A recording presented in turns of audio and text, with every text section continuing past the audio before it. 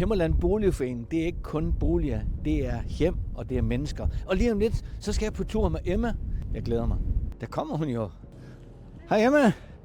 Vil du med på tur? Det vil jeg i hvert fald. Godt, jeg hopper ind. Super. Og så tænker I nok, hvad har busser med Himmerland Boligforening at gøre? Det er fordi, vi skal ind og snakke med Erik, som sidder i organisationen. Han står der garanteret. Goddag Erik. Hvad bus kører du? Jeg kører linje 11 og 14 og 17. Linje 11 og 14. Vi snakker om busser. Vi skal lige snakke om det med, at du sidder i organisationen med Himmerland. Ja. Hvor har du din bus hen?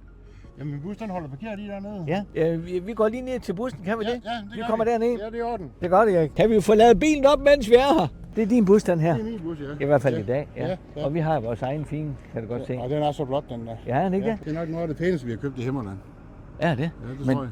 Men det har du noget med at gøre. Det har vi i organisationsbestyrelsen, ja. Kan vi gå indenfor? Det kan vi. Værsgo. Dameren først, som man siger. Hvor mange er I i den organisation før? Jamen, vi er 9 alt i alt. Ja.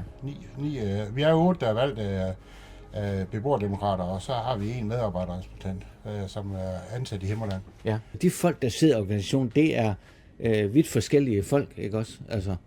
Jo, vi er alle sammen på arbejdsmarkedet, så det er ganske almindelige lønmodtagere, der sidder i organisationsbestyrelsen. Der sidder ikke nogen erhvervsfolk i. Hvordan er det at sidde som i organisationen og være med til at tage de store beslutninger? Det er et privilegie, altså, som jeg synes, at det er sjovt at være med til. Er Himmerland Boligforening en sund organisation? Den er rigtig sund. Jeg siger mange gange, og det tror jeg også, at vores medarbejdere kan lægge vægt på. Den arbejdsplads, de er på, det er en arbejdsplads, de bliver på i mange, mange år. Beboere, de bliver også boende i rigtig mange år. Det lyder godt, hva'? Sundt.